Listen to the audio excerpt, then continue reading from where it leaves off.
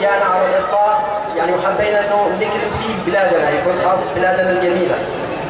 مشروع بناء وعي بأهمية جبال إب للتنوع الحيوي العالمي وإنشاء خطة إدارة لبعض المحميات فيها.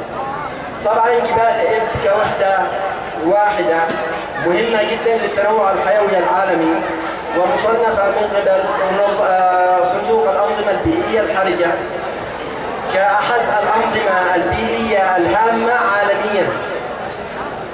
ومول المشروع والتركيز فيه أيضا داخل جبال إب على جبال الشعر، لأنه في جبال الشعر يوجد آخر غابات على ارتفاع 3000 فوق سطح البحر، مش موجودات في أي محافظات ثانية أو حتى بالجزيرة العربية كلها.